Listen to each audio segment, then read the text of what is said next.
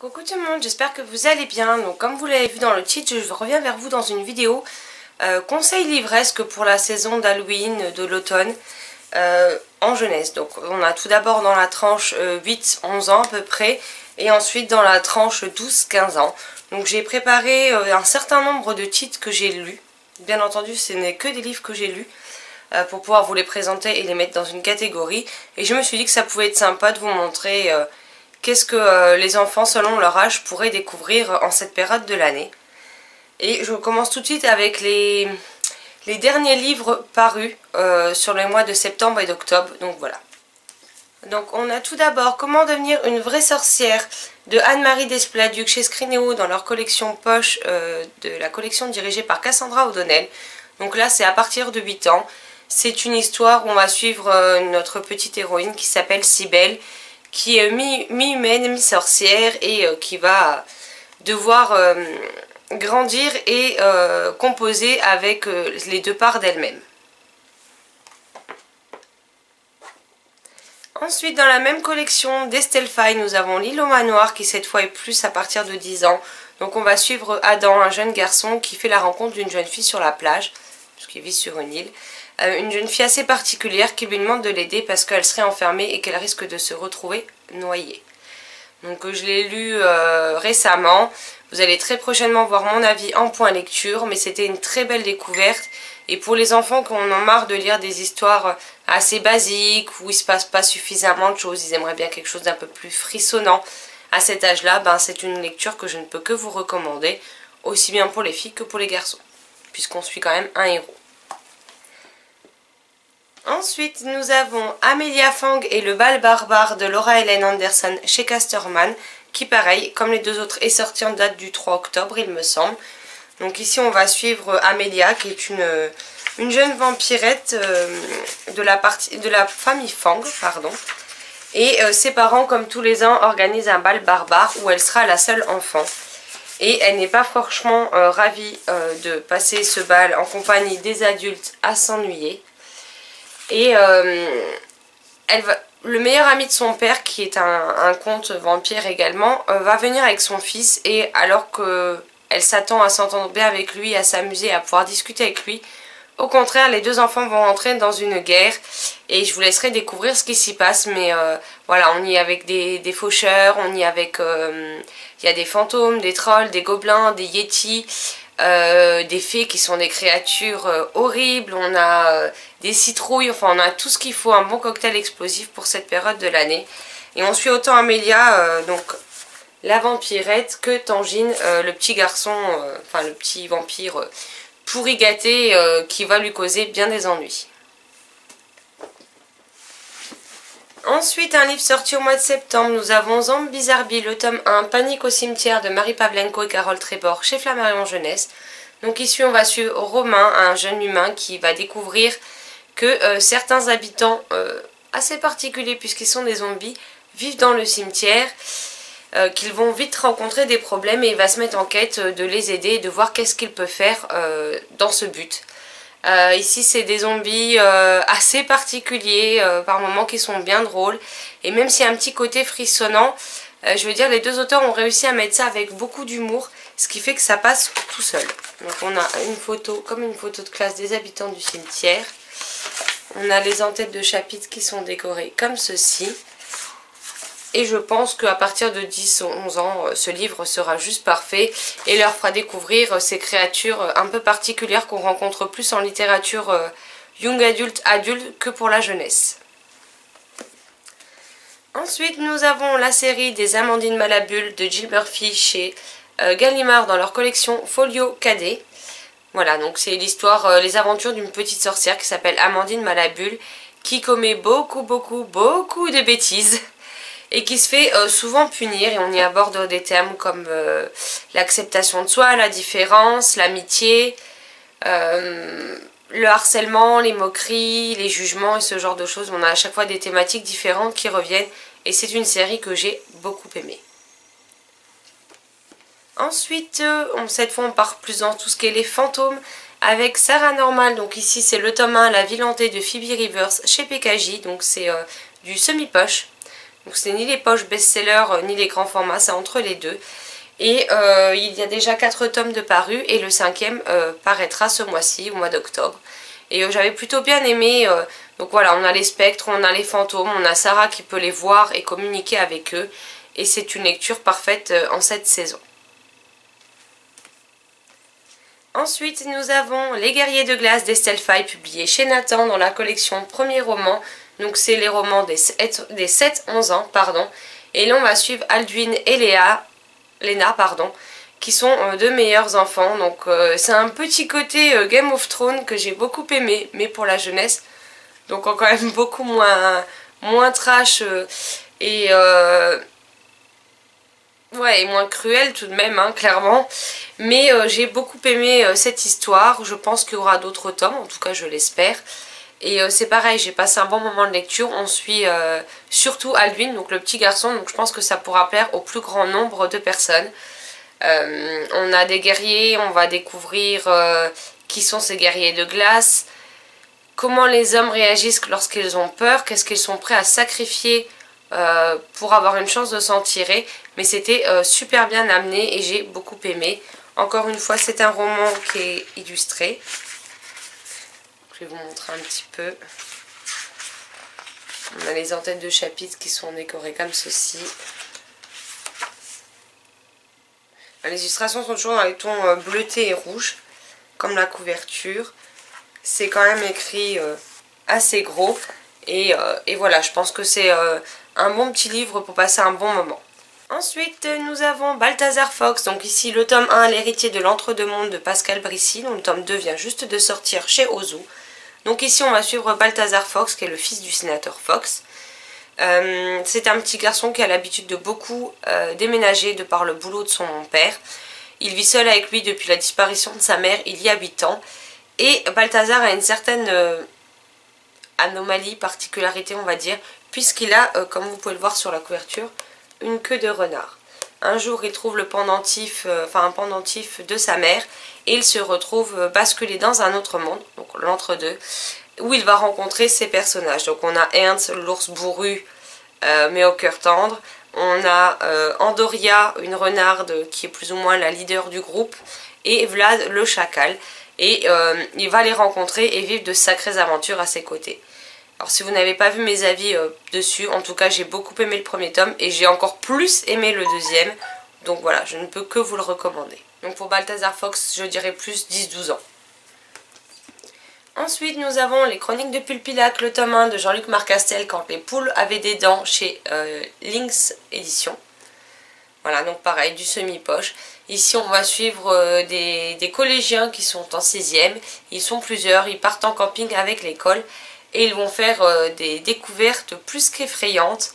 Et j'ai beaucoup aimé la façon dont l'auteur a raconté son histoire, les dangers que les héros vont devoir affronter, le fait que seul c'est difficile de s'en tirer et que parfois la cohésion est le moyen de s'en sortir, ou en tout cas d'avancer dans sa quête, dans son existence, etc. Et je dois dire que ça m'a fait sourire de voir quel est le terrible danger encouru par les enfants. Parce que je m'y attendais pas en fait. Ça m'a fait sourire dans le sens où c'était inattendu et que je m'attendais plutôt à un autre type de créature qu'à celle-ci. Mais en tout cas c'est pareil, j'avais passé un très bon moment avec et il y a déjà 2 tomes de sortie. Donc là c'est pareil, je dirais 10-12 ans. Et pareil, on suit plus de garçons que de filles, me semble. Oui c'est ça, il y a 3 garçons pour 2 filles, donc je pense que tout le monde y trouvera son compte. Ensuite, on va rester dans tout ce qui est les fantômes, les spectres, les cimetières et ce genre de choses avec Zoélie l'allumette, le tome 1 de Marie Potvin publié chez Ken Éditions qui s'appelle Le garçon oublié. Donc ici, on va suivre Zoélie, une petite fille qui est embêtée par ses camarades de classe. Un beau jour, elle se réfugie dans le cimetière en espérant être tranquille. Malheureusement, ses détraqueurs la poursuivent. Ils veulent lui faire des choses vraiment cruelles. Et elle va avoir l'aide d'un jeune garçon, mais aux allures bien particulières. Et voilà, je vous laisserai en découvrir plus. C'est un livre où c'est écrit quand même très gros. Donc c'est pour les premiers romans. J'ai beaucoup aimé et j'aimerais bien me pencher sur la suite, même si je trouve que voilà, Après le prix est peut-être un petit peu cher pour...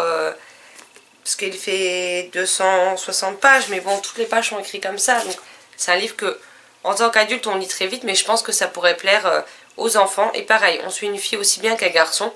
Donc je pense que ça peut satisfaire le plus grand nombre de jeunes lecteurs.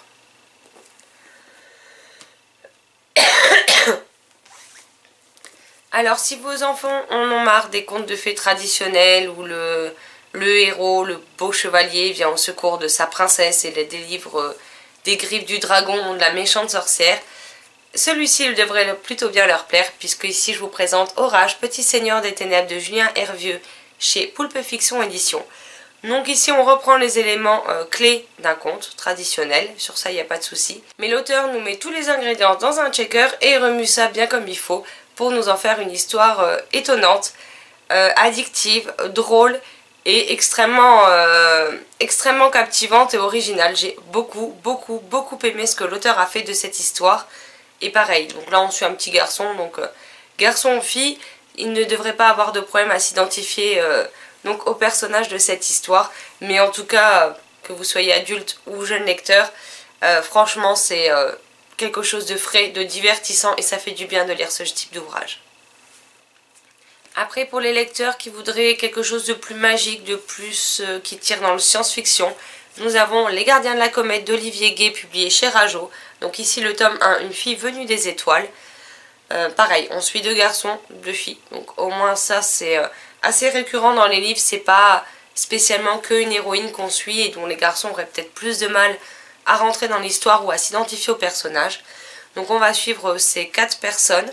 Alors 2 étaient de très grands amis et les autres vont se greffer au groupe. On a même la fille la plus populaire du lycée avec les geeks. Et j'ai beaucoup aimé encore une fois le fait que Olivier Gay joue avec les codes et essaye de casser les codes qu'on voit partout.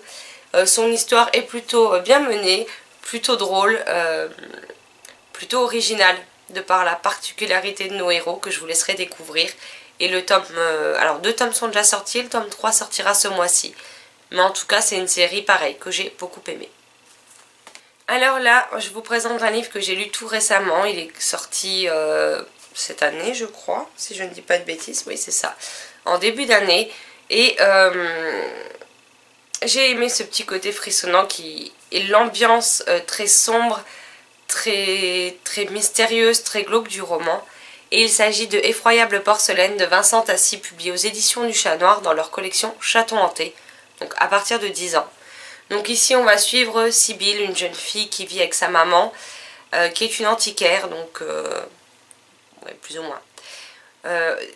Quand des personnes quittent une propriété et ne veulent pas la vider, ils ne payent pas la mère de Sibylle pour venir vider les lieux, mais par contre tout ce qu'elle trouve, si elle veut les revendre ou les garder pour elle, elle peut se servir tranquillement sans aucun problème. Sibylle va donc aller avec sa mère et son beau-père dans un manoir que sa mère doit vider au plus vite. Et déjà toute l'ambiance sombre et sinistre du manoir se ressent très bien au fil des pages. Et en plus elle va découvrir une poupée de porcelaine qui semble abîmée, qui n'est pas aussi jolie que les autres. Et Sibylle a un attrait particulier pour tout ce qui est abîmé, fragilisé, cassé et que les autres personnes ne voudraient pas recueillir. Elle va donc adopter cette poupée et se rendre compte que beaucoup de choses étranges se passent. C'est quelque chose qui m'a tenue en haleine. Je pense que, bon, moi pas grand chose me fait frissonner, mais je pense que ça pourra faire frissonner les jeunes lecteurs sans pour autant leur filer des terreurs nocturnes. Mais en tout cas, j'aurais adoré à cet âge-là pouvoir lire un roman comme celui-ci, parce que j'ai vraiment été prise dedans et j'ai beaucoup aimé la chute de l'histoire. Donc là voilà, c'est peut-être un peu plus pour les filles, je dirais, parce que bon voilà, après n'importe qui peut lire, mais je pense que les garçons auront peut-être plus de mal de prime abord d'aller vers ce livre, étant donné qu'on parle d'une poupée de porcelaine. Mais honnêtement, je pense qu'il n'y a pas de genre particulier pour ce type de roman, et en tout cas c'est vraiment digne d'Halloween.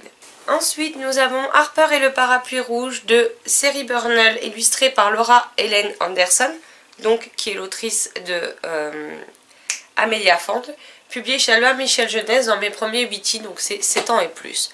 Donc ici on va suivre Harper, qui est une jeune fille qui vit avec sa tante et qui va découvrir que sa tante a un parapluie rouge et que c'est un parapluie magique.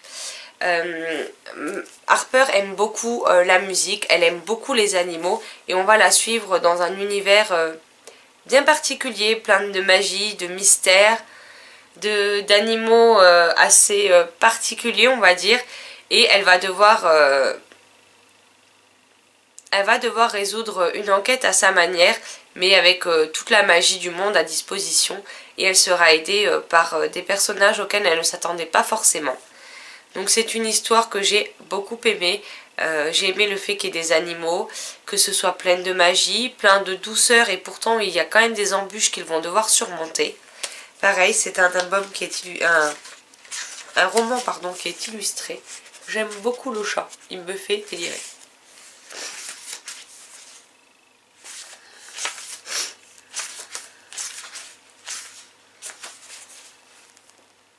Donc c'est une série où il y a 3 tomes, j'ai également les 2 autres pardon, mais je ne les ai pas lus. Donc dans tous les cas je vous présente pas tous les tomes d'une série, quand il y en a plusieurs je vous le signale. Mais voilà, je vous présente que le premier. En tout cas c'était vraiment très sympa, plein de magie, et c'est ce genre de livre un peu doudou que j'aime beaucoup et que j'aurais encore une fois adoré découvrir à cet âge-là. Malheureusement on n'avait pas autant de choix à l'époque. Et le dernier pour les 8-11 ans, mais pas des moindres, nous avons Malenfer, le tome 1, La forêt des ténèbres de Cassandra O'Donnell chez Flammarion Jeunesse avec des illustrations de Jérémy Fleury. Donc voilà, on va suivre Gabriel et Zoé dont les parents ont disparu. Ils se retrouvent livrés à eux-mêmes et il y a une forêt terrifiante qui commence à prendre de plus en plus d'ampleur et se rapprocher de la ville. Une forêt qui semble maléfique, et Gabriel et Zoé sont inquiets pour leurs parents et vont découvrir tout un monde qu'ils ne soupçonnaient pas. Gabriel et Zoé vont alors découvrir un monde complètement magique, complètement flippant aussi par bien des aspects. Ils vont découvrir pas mal de choses sur eux, sur leur entourage, mais aussi sur ce qu'est cette forêt et qu'est-ce qu'elle veut. C'est un univers plein de magie, plein de dangers, avec des créatures particulières qu'on n'a pas forcément l'habitude de voir partout. Et j'aime cette série d'un amour inconditionnel, et il me tarde d'avoir le dernier tome qui sera le 6e, puisqu'il y en a déjà 5 de sortie. Donc là c'est pareil, ce sont des romans, donc déjà on a des portraits, on a une carte,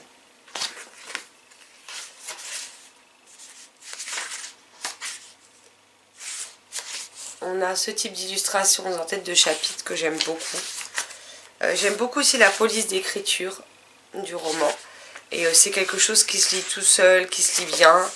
Et franchement c'est très addictif. Là pareil, on suit aussi bien Zoé que Gabriel, son grand frère. Donc je pense que ça pourra ravir le plus grand nombre de lecteurs. Et maintenant, pour ne pas laisser les autres lecteurs en reste, on va passer à la catégorie qui est plus 12-16 ans.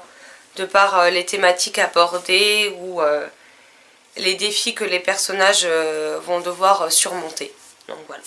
Donc je vous présente un livre qui malheureusement n'est pas encore sorti au moment où je vous tourne cette vidéo, mais qui sortira le 7 novembre prochain, et qui, ben voilà, ça reste dans l'automne, ça reste dans ce côté, voilà, les jours rétrécissent, il commence à faire froid, il commence à faire sombre de plus en plus tôt, donc toute cette ambiance qu'on peut retrouver, oui, à Halloween, mais je trouve qu'il n'y a pas que Halloween, ça peut durer pendant toute la fin d'Halloween jusqu'à la fin de l'automne en fait.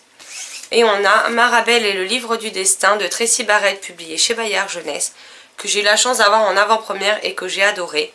Ici on va suivre Marabelle, donc une jeune princesse qui vit avec son jumeau Marco, son père, sa belle-mère ainsi que ses demi-frères et demi-sœurs. Il est prédit par le livre du destin que Marco sera l'élu, celui qui sera amené à gouverner le monde, en tout cas le royaume. Et ils ont l'habitude de prendre pour argent comptant tout ce que dit le livre du destin, puisque ça a toujours été comme ça que ça fonctionne. Seulement voilà, le jour du 13e anniversaire des jumeaux, malheureusement Marco est enlevé par une créature qui veut déclarer la guerre au royaume de leur père si celui-ci ne leur cède pas le territoire. À ce moment-là, ils transformeront l'élu en crapaud. Marabelle, contrairement aux autres, ne veut pas se référer au livre du destin et attendre bêtement que l'élu se révèle à lui-même. Elle décide de prendre son épée en bois, de prendre son courage et sa détermination pour partir à la recherche de son frère et le sauver. J'ai beaucoup aimé parce que c'est vraiment original dans la façon de faire. C'est pas une princesse avec des belles boucles blondes en cascade qui se comporte exactement comme on attend d'elle. Enfin, elle est loin de la petite princesse modèle et elle a un sacré caractère. Donc voilà, donc là, franchement, ce fut une excellente découverte et je ne peux que vous le recommander. Ensuite, on a Le Manoir, le tome 1, Liam et la carte d'éternité de Evelyne Brissou-Pellen chez Bayard Jeunesse. Donc il y a 2 cycles, le premier cycle comporte 6 tomes et pour le deuxième, je crois qu'on en est déjà au 5e. Donc ici, on va être dans un manoir avec... je pense pas que c'est un spoil et en même temps, c'est écrit « Poussez la porte à vos risques et périls ». On ne vous dit rien de plus. En général, qu'est-ce qu'on trouve dans un manoir? Des créatures surnaturelles. Donc, je vous en dirai pas plus pour vous laisser quand même la surprise. Mais en tout cas, j'avais beaucoup aimé ce premier tome. Et il me tarde d'avancer dans cette série. Donc j'ai déjà tous les tomes du premier cycle au complet. Mais en tout cas, alors au début, ça peut peut-être être un petit peu long, le temps que l'histoire se mette en place. Mais je me suis accrochée et je ne le regrette pas. Donc voilà. Pareil, on peut, je pense que fille ou garçon, il n'y a pas de souci.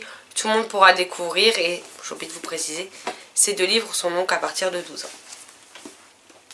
Ensuite, dans un univers plus magique, vraiment au niveau de la magie, on a Le Noir et ma couleur d'Olivier Gay, publié chez Rajo, dont les tomes 1 et 2 étaient ressortis au mois de mai, si je ne dis pas de bêtises, dans de nouvelles éditions plus jolies. Et ce mois-ci sort les tomes 3, 4 et 5 pour finir la série. Donc moi j'ai les anciennes éditions. Ici on va suivre Manon, la petite intello de la classe, avec Alex, le bad boy de première, qui aime bien jouer des points, qui aime bien rouler des mécaniques et ceci. Et alors qu'il lance le pari avec ses potes de la draguer, il va pénétrer dans le monde magique de Manon, auquel il ne s'attendait absolument pas. Et ils vont vivre de folles aventures tous les deux. J'ai adoré cette série, je les ai bouffées en quelques jours à peine. Et c'est très addictif, c'est le fait qu'il y a ce soit une magie des couleurs, qu'on puisse dans le spectre des couleurs, est très original. Olivier Gay, comme toujours, s'amuse à casser les codes. Il y a beaucoup d'humour, beaucoup de références actuelles. Et franchement, ça se lit très bien, très vite. Et c'est complètement addictif. Ensuite, un livre qui parle plus de fantômes. Nous avons Poussière fantôme de Emmanuelle Chastelière, publié chez Scrénéo. Donc pareil, à partir de 12 ans. Donc ici, on va suivre Archibald qui peut communiquer et voir les fantômes. Et il va rencontrer donc cette jeune fille, Elisabeth, qui est morte en 1917. Et visiblement, elle a des problèmes et il va se mettre en quête de l'aider et d'essayer de résoudre ce mystère coûte que coûte. J'ai beaucoup aimé ma lecture et j'espère qu'il y aura une suite parce que j'aimerais bien en savoir un petit peu plus. Mais en tout cas, voilà, si vous cherchez des histoires de fantômes un peu plus sombres que ce qu'on pourrait penser en jeunesse, sans pour autant être terrifiant, je vous le conseille fortement parce que j'ai beaucoup aimé. Ensuite, pour les amateurs de dragons, nous avons L'héritier des Draconis, le tome 1, Draconia de Carina Rosenfeld, publié chez Gulfstream. Donc c'est pas comme les autres Gulfstream, celui-ci est au format tout carré, il y a déjà 3 tomes de sortie et le 4 sort en novembre, si je ne dis pas de bêtises. Initialement, il y a 6 tomes de prévus, maintenant je ne sais pas si ça a été modifié entre temps ou non, par rapport à ma dernière discussion avec l'auteur. Mais voilà, ici on va suivre... alors je ne sais plus comment il s'appelle. Bah, je suis bête. Il s'appelle Elliot, le héros. Et il va découvrir qu'il est l'héritier des Draconis. Mais son lien avec les dragons n'est pas exactement comme je le soupçonnais. Et pour le coup, c'est vraiment très original. J'ai beaucoup aimé les idées de l'auteur. J'ai beaucoup aimé comment elle nous amène le récit.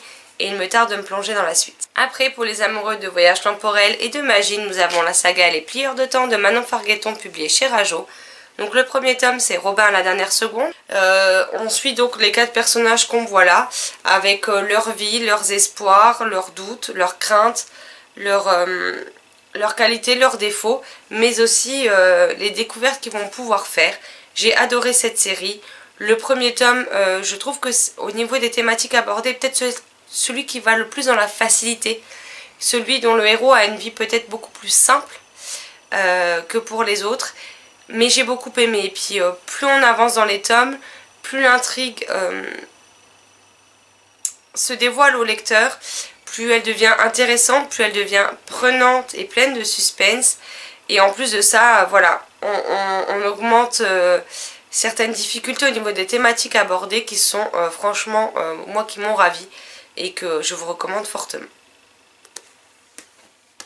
Toujours de la même auteure chez Rajo, nous avons le suivant sur la liste, donc qui est un thriller. Donc ici on va suivre 5 jeunes qui ont un lien sans le savoir et qui vont devoir se protéger et essayer de comprendre qu'est-ce qui les relie entre eux à partir du moment où l'un d'entre eux perd la vie.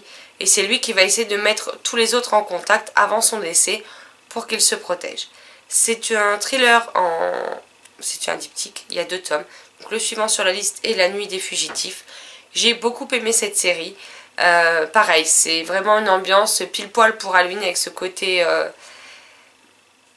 Je peux pas vous en révéler trop parce que ce serait vous spoiler, mais voilà, il y a vraiment ce côté suspense, ce côté thriller, ce côté menaçant, angoissant, parfait pour la saison d'Halloween. Et voilà, c'est une série en 2 tomes. C'est des livres qui coûtent pas grand chose puisqu'aujourd'hui vous avez l'intégrale qui est sortie, ou vous les avez également en format poche. Donc moi ce sont les éditions grand format de chez Rajo qui datent, maintenant elles ne sont plus éditées celles-ci, mais vous pouvez les trouver en poche à petit prix et franchement ça vaut le détour. Un autre livre plein de magie, de sorcellerie, de danger, de mystère, de choses assez sombres. Je vous présente Twister de Juliette Forest, publié chez Ozo, où ici on va suivre Twister, une fille tornade qui va rencontrer une sorcière, un collier qui peut vous transformer en loup et tout un autre tas de créatures assez particulières avec encore une fois des thématiques très intéressantes et très fortes. L'ouvrage livre est juste mais canonissime. C'est tout brillant, je ne sais pas si vous voyez vraiment bien. Voilà, il coûte 12,95 €. Pareil, dès 12 ans, les livres que je vous ai présentés peuvent être lus. Et j'ai vraiment passé un excellent moment de lecture avec. Et c'est vraiment un récit très addictif. Alors je vous montre comment sont faits les entêtes de chapitres. On a des petits symboles comme ça. C'est écrit quand même assez gros, hein. Et il fait 340 pages à peu près, mais pareil. Un magnifique ouvrage que je suis contente d'avoir découvert. Ensuite, et là je pense que ça s'adressera plus à un public de petites filles, puisqu'on va suivre des princesses. Donc après les garçons peuvent le lire, hein, moi j'ai aucun problème là-dessus. Mais je suis pas certaine qu'ils vont forcément vouloir aller se tourner vers cela. Donc on a la série Les Princesses des Royaumes. Les Princesses du Royaume de la Fantaisie de Théa Seaton chez Albin Michel Jeunesse. Donc il y a... alors, là c'est pareil. Normalement il y a 12 tomes aux États-Unis. Je ne sais pas s'ils sont déjà tous sortis. Ou en Angleterre, je ne sais plus d'ailleurs. Je ne sais plus si ils sont déjà tous sortis ou si on approche de la fin de la parution.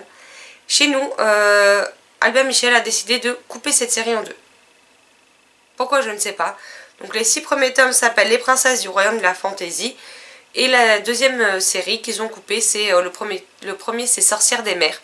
Et c'est tous sorcières de quelque chose. Alors je ne sais pas pourquoi, mais voilà. Donc ici on va suivre, dans ce premier tome, elle s'appelle Nive, donc la princesse des glaces. Leur père, pour sauver les royaumes, a divisé le royaume en 5 parties. C'est ça, il a divisé les royaumes, donc son grand royaume, en 5 parties. Et il a mis chaque fois une de ses filles pour gouverner une partie du royaume. Chaque princesse et chaque partie du royaume protège une partie du secret. Et on va suivre chacune des princesses à tour de rôle. Donc ici on va suivre Nive qui est accompagnée de ce magnifique loup blanc qu'on voit derrière. C'est une histoire que j'ai beaucoup aimée. La police d'écriture est bleue. Le livre est illustré.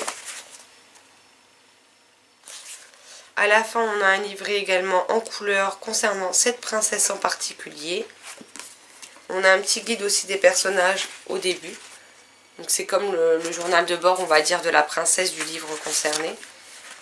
Avec ce genre de pages colorées. Et voilà, c'est quelque chose qui est un ouvrage qui est vraiment magnifique, de très belles histoires. Après, je pensais qu'on s'arrêterait à quelque chose de très simple, de très mignon, très doux. Et en fait, non, c'est là que j'ai été surprise, puisque l'auteur met quand même des difficultés assez coriaces, assez princesse, et qui rajoute un peu de piquant et de mordant à l'histoire. Et je m'attendais pas à autant de choses dans un livre jeunesse.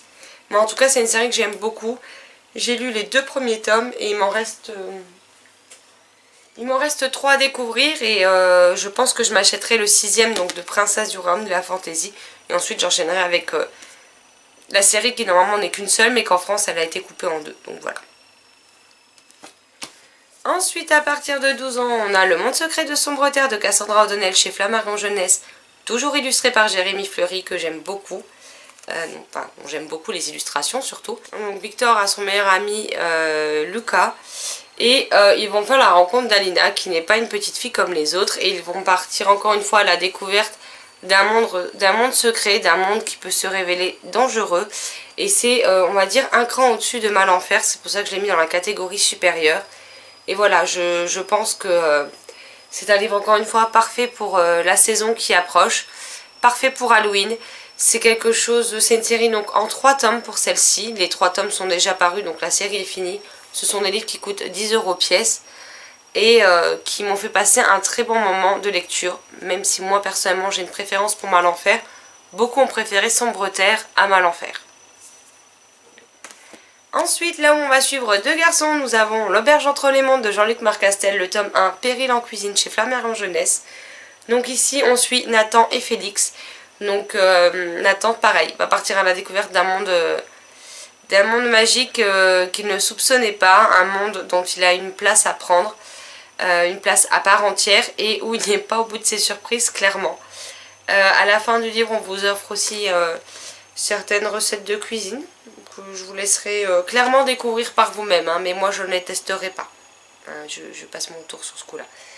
Mais pareil, un récit que j'ai bien aimé dans l'ensemble et dont il y a à l'heure actuelle déjà 2 tomes de parus. Le 2e est dans ma pile à lire et je pense que ça pourra plaire aux petits garçons, aux jeunes ados, en quête d'aventure, de péril, de danger, de quête à mener,